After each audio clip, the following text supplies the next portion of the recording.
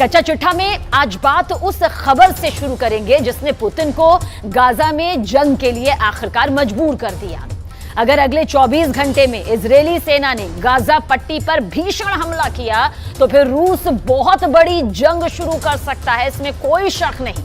पश्चिम Asia की media के मुताबिक व्लादिमीर पुतिन ने नेतन्याहू को दो टूक कह दिया कि अब रूस गाजा और सीरिया पर और हमले किसी भी कीमत पर बर्दाश्त नहीं करेगा।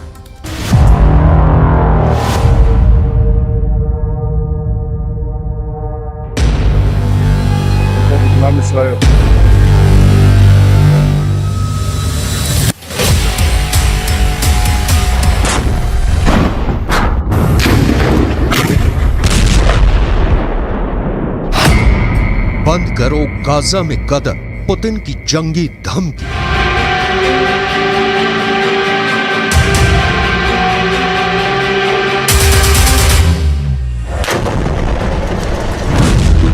गाजा युद्ध में लगभग 15,000 मौतें होने के बाद इजराइल के प्रधानमंत्री नेतन्याहू भयानक खून खराबा करने पर उतारू हैं। हालात ये हो गए हैं कि पिछले 12 घंटे के अंदर इजरायली सेना ने उत्तरी गाजा में कई जगहों पर सीज फायर को तोड़ते हुए हमास के ठिकानों पर मिसाइलों और ड्रोन से सीधा हमला किया है। लेकिन इस बीच एक खबर रूस से निकल कर आई है जिसने पूरी दुनिया को सन्न करके रख दिया है। 71 साल के रूसी राष्ट्रपति व्लादिमीर पुतिन ने साफ चेतावनी दी है कि अगर गाजा में खूनी गदर नहीं रुका तो फिर गाजा से लेकर सीरिया तक इजरायली सेना पर भयंकर हमले शुरू हो जाएंगे। नेतन्याहू को चेतावनी देते हुए पुतिन ने जो कहा है उसने अमेरिका समेत तमाम पश्चिमी देशों को गहरे संकट में डाल दिया है। जरा देखिए पुतिन ने ऐसा क्या कह दिया है कि अब गाजा युद्ध इजरायली सेना के लिए गले की हड्डी बनता जा रहा है। गाजा से सीरिया तक रूस का बदला शुरू। रूसी राष्ट्रपति व्लादिमीर पुतिन ने प्रधानमंत्री बेन्यामिन नेतन्याहू को सीधी चेतावनी देते हुए कहा है कि अगर गाजा युद्ध नहीं रोका तो फिर सीरिया भी इजराइल पर सीधे और बड़े हमले शुरू कर देगा। पुतिन ने हमास और इजराइल के बीच संघर्ष विराम पर बोलते हुए साफ कहा है कि इजराइल जिस तरह से सीज फायर की आड़ में गाजा से लेकर सीरिया तक हमले कर रहा है उसकी वजह से अब फिलिस्तीन इजरायली संघर्ष तीव्र वृद्धि की ओर बढ़ चुका है। पुतिन ने अपनी चेतावनी में यह खुलासा नहीं किया है कि क्या रूस की सेना सीधे तौर पर इजराइल के खिलाफ जंग में उतरेगी या फिर रूस ईरान और लेबनान के जरिए इजराइल पर बड़ा हमला करवाएगा। खबर यह भी है कि सीरिया में मौजूद रूसी सैन्य अड्डों पर इजराइल के खिलाफ युद्ध की तैयारी पूरी कर ली गई है। हम आपको बता दें कि पुतिन ने इजराइल से साफ कह दिया है कि अब गाजा में मासूम फिलिस्तीनियों की मौत का तमाशा रूस नहीं देखेगा। दावा किया जा रहा है कि मॉस्को ने ईरान, सीरिया और लेबनान को बड़ी जंग के लिए तैयार रहने को कह दिया है। Кровавый переворот на Украине в 2014 году, за которым последовала война киевского режима против своего народа на Донбассе, это не потрясает? А истребление гражданского населения в Палестине, в секторе Газа сегодня, не потрясает?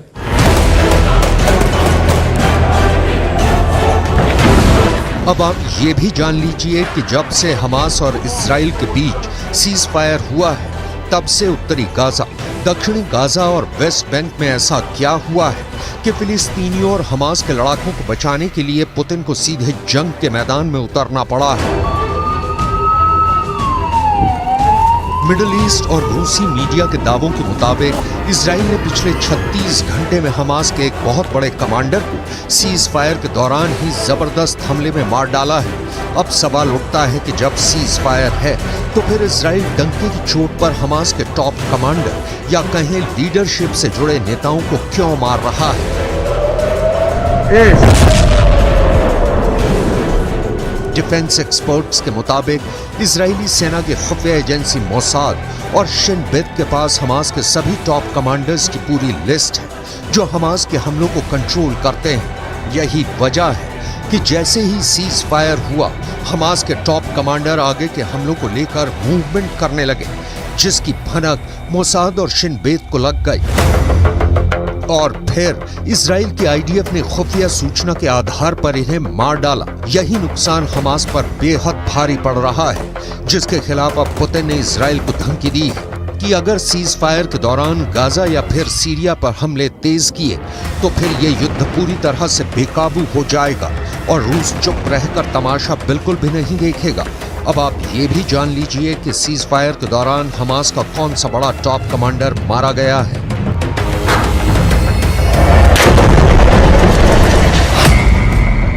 हमास के 2 टॉप कमांडर्स को इजरायली सेना ने इस तरह से मारा है कि यही नहीं पता चल पाया कि उन्हें सीज फायर के दौरान मारा गया या फिर पहले मारा गया। हमास ने खुद 26 नवंबर को पुष्टि की है कि हमास के उत्तरी ब्रिगेड के 2 कमांडर मारे गए हैं। हमास के मुताबिक आईडीएफ ने उत्तरी ब्रिगेड के कमांडर अहमद अल घंडौर को हवाई हमले में मार डाला है। इससे पहले आईडीएफ ने हमास के कमांडर अहमद अल घंडौर को मारने की 3 बार कोशिश की थी। इसके अलावा हमास की उत्तरी ब्रिगेड में रॉकेट डिवीजन के कमांडर आयमान सियाम को भी आईडीएफ मार चुकी है। हमास के मिलिट्री विंग के मुताबिक हमास के कुल 5 सबसे टॉप अधिकारी मारे गए हैं। दावों के मुताबिक ये सभी टॉप कमांडर युद्ध विराम शुरू होने से मारे गए हैं, जबकि कुछ रिपोर्ट में दावा किया गया है कि सीज फायर के दौरान इजरायली सेना की स्पेशल फोर्स ने हमास के 5 कमांडर्स की टारगेट किलिंग की है।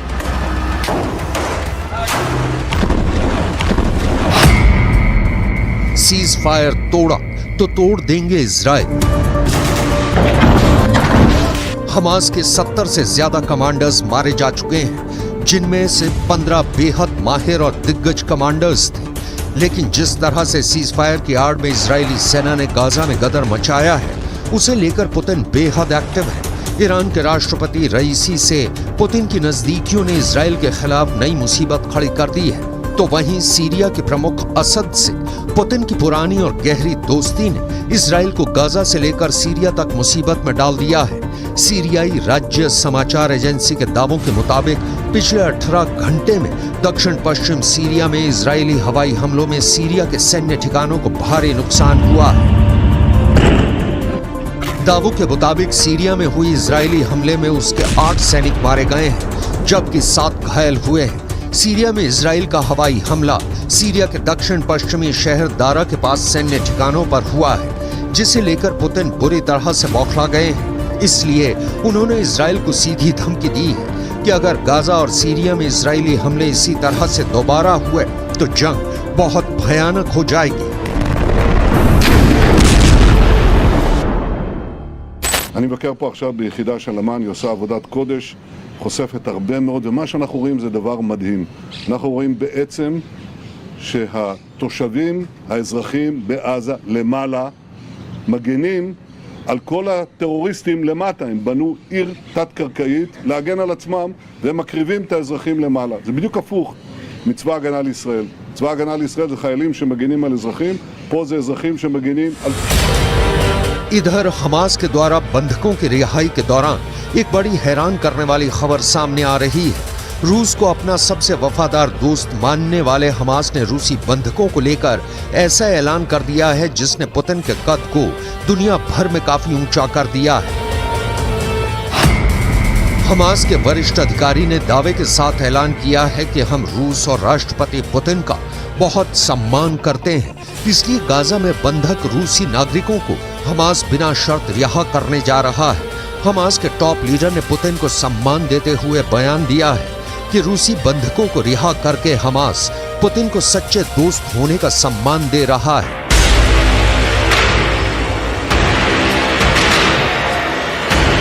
इधर कतर, मिस्र और अमेरिका ने मिलकर इजराइल और हमास के बीच सीज फायर तो करा दिया, लेकिन दिक्कत यह है कि नेतन्याहू और इजराइल के कमांडरों ने साफ कह दिया है कि सीज फायर ना तो इजराइल के बदले को रोक पाएगा और ना ही इजरायली हमलों को।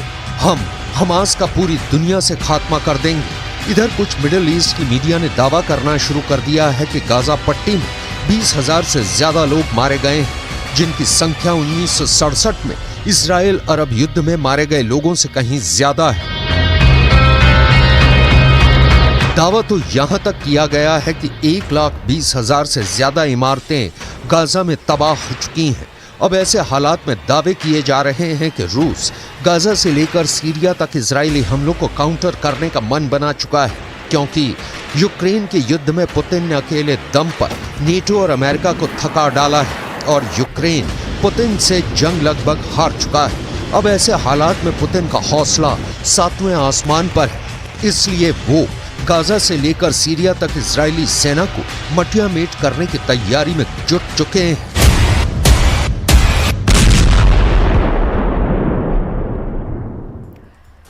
गाजा की आग अमेरिका तक पहुंच गई है और अब अमेरिका में 40 करोड़ बंदूक बड़ा खतरा बन गई। अमेरिका में करीब करीब हर नागरिक के पास बंदूक है। अमेरिका में अब गाजा को लेकर ऐसी बातें फैलाई जा रही है जिससे जो बाइडेन को यह लगने लगा है कि कहीं हमास का अगला हमला अमेरिका में ना बन जाए।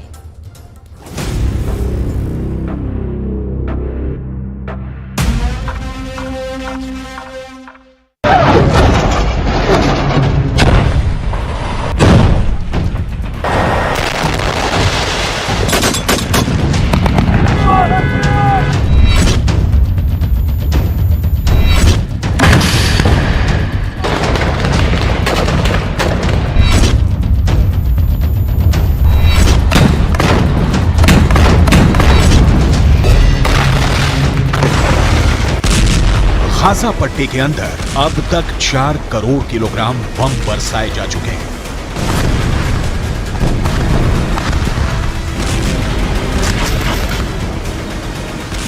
पूरा गाजा पट्टी जलकर राख हो चुका है, लेकिन इस आग ने अमेरिका के सामाजिक ताने बाने को भी जलाकर राख कर दिया है।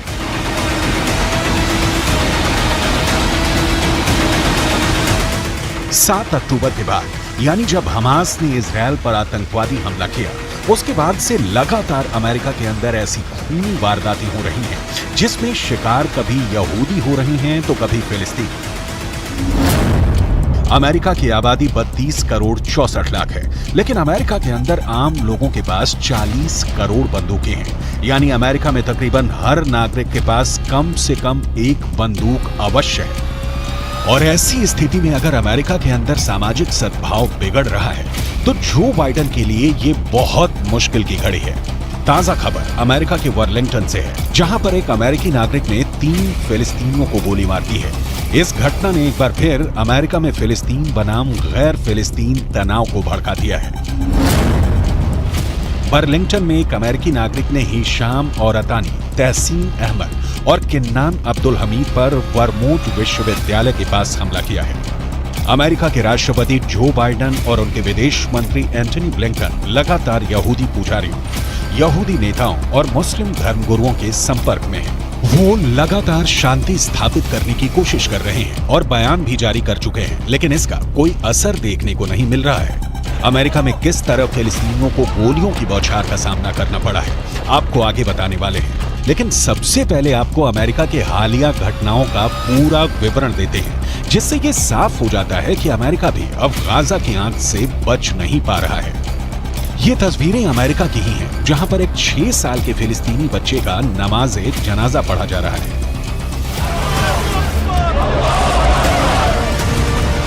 ये 6 साल का बच्चा एक अमेरिका के नागरिक के यहाँ किराए पर अपनी मां के साथ रह रहा था, लेकिन इस बच्चे को 71 साल के एक बुजुर्ग ने चाकू से 26 वार करके मार डाला। इस बच्चे के परिवारजनों ने रोते हुए अमेरिका की सरकार से प्रार्थना की है कि जो युद्ध गाजा के अंदर चल रहा है उसको अमेरिका में शिफ्ट ना किया जाए।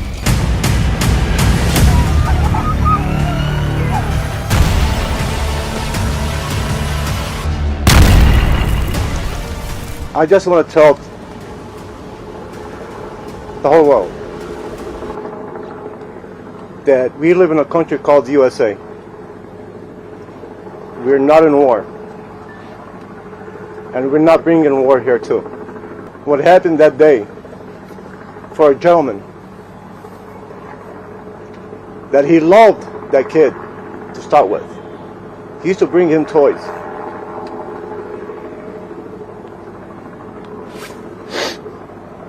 Now I want to ask anybody here, a 71-year-old man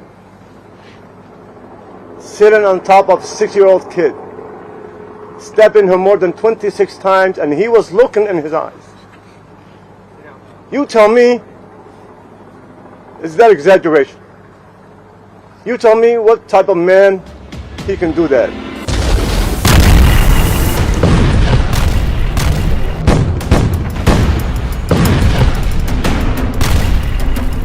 इस तरह के वाद विवाद का बहुत बुरा असर इस वक्त अमेरिका के ऊपर पड़ रहा है। अमेरिका में लगातार सांप्रदायिक हिंसा के मामले बढ़ रहे हैं, खासकर यहूदियों और मुसलमानों के बीच टकराव बढ़ रहा है। अमेरिका के डेट्रॉयट में सिनेगॉग चलाने वाली एक यहूदी महिला नेता की चाकू मारकर बेरहमी से हत्या की गई। इतना ही नहीं, अमेरिका के न्यूयॉर्क से भी विचलित करने वाली तस्वीरें आई हैं। यहाँ एक विश्वविद्यालय की लाइब्रेरी के अंदर यहूदी बच्चे छुपे हुए थे और बाहर फिलिस्तीन के समर्थक नारेबाजी कर रहे थे।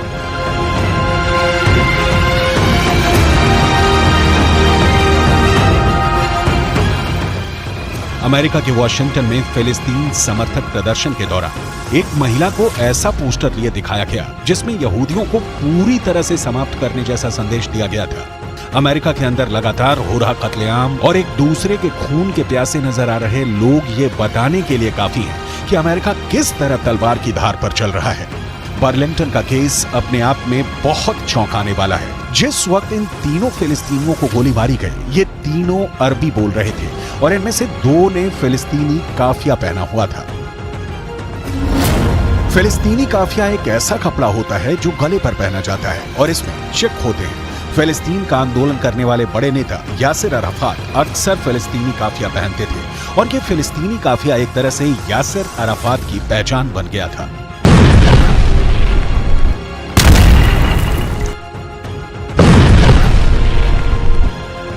एक ब्रिटिश एक्टर और प्रेजेंटर इस्लाह अब्दुल रहमान फिलिस्तीन के लोगों के लिए सहानुभूति व्यक्त करने के लिए फिलिस्तीनी काफिया पहना था। ठीक ऐसा ही काफिया 2 फिलिस्तीनियों ने भी पहना हुआ था जिन पर गोलियां चली हैं। इसका मतलब साफ है कि गोली मारने वाले शख्स अमेरिका के नागरिक जेसन जे ईटन ने ये जानते हुए इन्हें गोली मारी कि ये फिलिस्तीन लिस्ट एनी मूल के नागरिक हैं। We have a lot more to do, however. Even with this arrest, we are still working. There is more investigation to be done, and that includes trying to determine motive. We still do not know as much as we want to know. But I would urge the public and you in the media to avoid making conclusions based on statements from people who know even less than we currently do.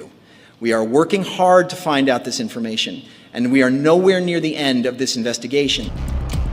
Jason J Eaton को गिरफ्तार कर लिया गया है और उन पर case चलाया जा रहा है। अमेरिका की पुलिस लगातार जेसन जो ईटन के बैकग्राउंड को तलाश रही है।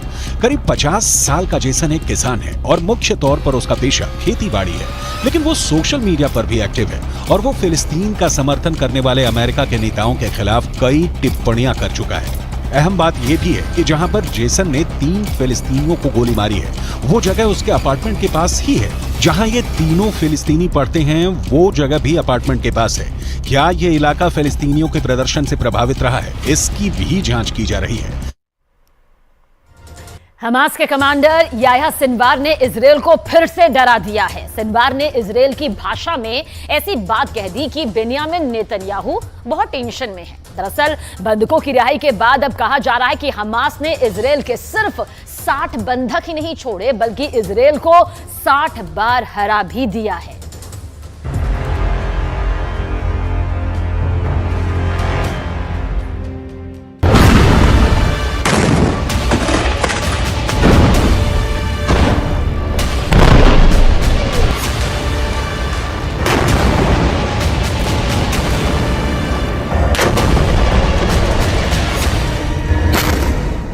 सीज फायर टूट गया जब युद्ध विराम बढ़ाने पर हमास और इजरायल राजी हुए तो गाजा में तैनात इजरायली सेना के टैंक और तोपों ने बमबारी कर दी। शेख रदवान इलाके में धमाके हुए और दहशत फैल गई कि युद्ध फिर शुरू हो चुका है।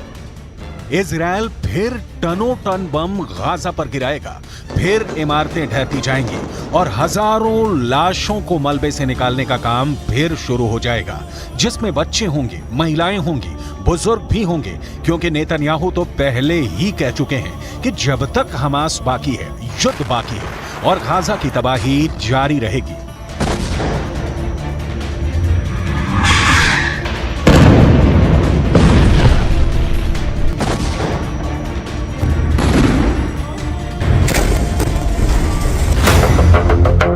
यानी सीज फायर की उम्र ज्यादा नहीं है और अब शेख रदवान में हुए हमलों ने बता दिया कि सीज फायर टूट गया है। युद्ध फिर शुरू होगा और हमास इस बार बिल्कुल नहीं बचेगा।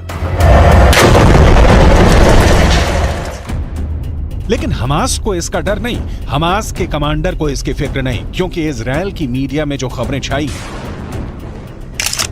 उसने याह्या सिनवार का खौफ एक बार फिर पूरे इजराइल में फैला दिया है। क्योंकि याह्या सिनवार को लेकर जो खबर आई है वो वाकई बहुत चौंकाने वाली है।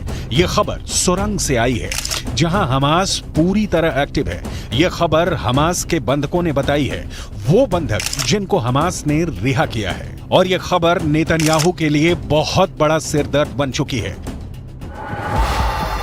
हमास के कब्जे से रिहा हुए एक बंधक ने बताया कि जब गाजा में वो एक सुरंग में कैद करके रखे गए थे, तब एक दिन अचानक सुरंग का दरवाजा खुला और उनके सामने एक व्यक्ति था जो याह्या सिनवार बताया जा रहा है। वो व्यक्ति इजराइल में बोली जाने वाली हिब्रू भाषा में बात करने लगा और उसने कहा कि तुम सब यहाँ हमास के कब्जे में महफूज हो, तुम लोगों को डरने की कोई जरूरत नहीं, तुम्हें कोई नुकसान नहीं होने दिया जाएगा। उसकी हिब्रू भाषा बोलने का लहजा बिल्कुल एक इजरायली व्यक्ति की तरह था। शुरू में उन्हें लगा कि इजराइल का कोई शख्स उनसे बात कर रहा है, लेकिन फिर एहसास हुआ कि यह हमास का कमांडर याह्या सिनवार ही है। המכונה הצה"לית עובדת במלוא העוצמה. יחיא סינואר מתחבא בבונקר שלו ונותן למפקדי השדה שלו, הטרוריסטים, למות בשטח. אצלנו המפקדים הולכים בראש הכוח, מובילים קדימה, מביאים להישגים ומנהיגים את הכוחות. याह्या सिनवार अब इजराइल के सिर पर चढ़ गया है। इसमें कोई शक नहीं कि गाजा की गलियों में जो युद्ध अब तक हुआ है उस पर याह्या सिनवार की छाप पड़ी हुई है। हमास का एक एक हमला याह्या सिनवार की सरपरस्ती में हो रहा है। ये बात इजराइल की फौज बहुत अच्छी तरह जानती है। नेतन्याहू ने गाजा पहुंचकर पहले ही बता दिया है कि चाहे सीज फायर रहेगा या फिर नहीं, इसका हमास को खत्म करने के उनके एजेंडे पर कोई फर्क नहीं पड़ेगा। वो पहले ही बता चुके हैं कि इजराइल पर हमला करने वालों को वो चुन चुन कर मारेंगे, हमास को जड़ से खत्म कर देंगे। צהריים הלוחמים הגיבורים שלנו. אנחנו עושים כל מאמץ להחזיר את חטופינו ובסופו של דבר נחזיר את כולם. יש לנו 3 יעדים במלחמה הזאת. לחסל את החמאס, להחזיר את כל חטופינו ולהבטיח שעזה לא תחזור להיות איום למדינת ישראל. ואני פה להגיד לחברים כאן, ללוחמים כאן, שאומרים לי את אותם הדברים, ואני חוזר ואומר את זה לכם, אזרחי ישראל. אנחנו ממשיכים עד הסוף, עד הניצחון. שום דבר לא יעצור אותנו.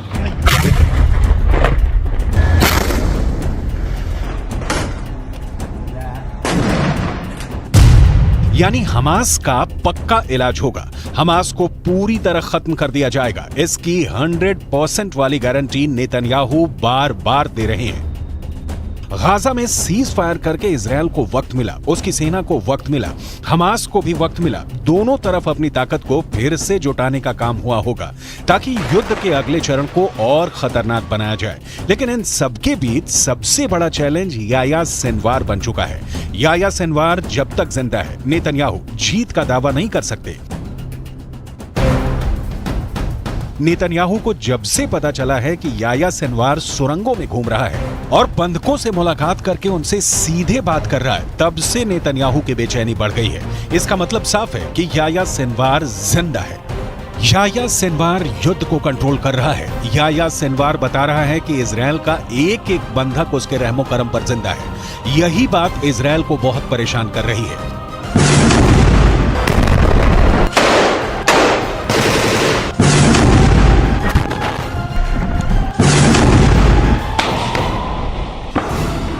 याह्या सिनवार के ऑर्डर पर हमास कुछ भी कर गुजरने को तैयार है। सिनवार की बहुत ही खास स्ट्रेटजी है जिसके आगे अभी तक इजरायल नाकाम ही साबित हुआ है। 7 अक्टूबर को हुए हमले के बाद हमास के खिलाफ जंग में इजरायल के 2 मकसद थे।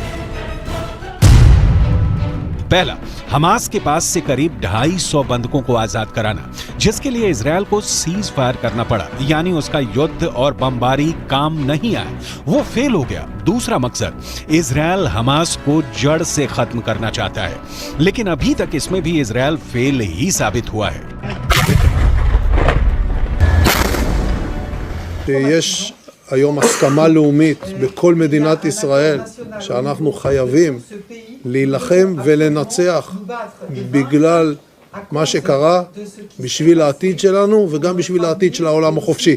חמאס ואייסיס זה אותו דבר, ויחיא סנואר זה אוסמה בן לאדן החדש. इसमें कोई शक नहीं कि याह्या सिनवार ही 7 अक्टूबर को हुए हमास के हमले का मास्टरमाइंड है। उसी ने साजिश रची, उसी ने टारगेट चुना और अब वही गाजा से सब कुछ कंट्रोल कर रहा है।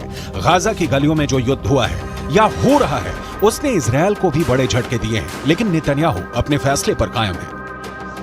ישבתי עם סגן הרמטכ"ל, עם המפקדים, ועל הקיר היה כתוב עם ישראל חי. אז עם ישראל חי, ועם ישראל גם מנצח. בזכותכם, בזכותכם. תודה לכם. बंधकों को छुड़ाने वाले सीज फायर के बाद वो हमास पर 10 गुना तेज हमला करेगा। फिर हमास के पास न बचने का रास्ता होगा न भागने का। गाजा की गलियों में युद्ध के दौरान हमास ने भी बड़े बड़े दावे किए हैं। हमास का दावा है कि उसने इजरायल के 180 टैंक और बख्तरबंद गाड़ियों को हमले में फोड़ दिया है। गाजा से लगातार ऐसी तस्वीरें आई हैं जिसमें इजरायली टैंक पर घात लगाकर हमले किए गए। इजरायल ने खुद माना है कि अब तक ग्राउंड ऑपरेशन में उसके 70 से ज्यादा सैनिक मारे जा चुके हैं, 250 से ज्यादा सैनिक जख्मी हुए हैं। लिहाजा हमास के खिलाफ जो ताकत इजरायल को माना जाता है, उसके मुताबिक नतीजे तो इजरायल को भी नहीं मिले हैं। हालांकि नेतन्याहू के सामने अपनी छवि को बनाए रखना बड़ा चैलेंज बन चुका है और गाजा पहुंचकर उनकी पहली कोशिश इसी तरफ नजर आती है। सीज फायर हमेशा के लिए नहीं हुआ है और आगे की लड़ाई जैसी भी होगी, उसे लेकर इजरायल के ऊपर बंधकों वाला प्रेशर पहले के मुकाबले काफी कम होगा, क्योंकि बहुत से बंधक, खासकर बच्चों और महिलाओं को हमास आजाद कर चुका है। इसलिए इजरायल का पूरा फोकस अब हमास को खत्म करने पर है।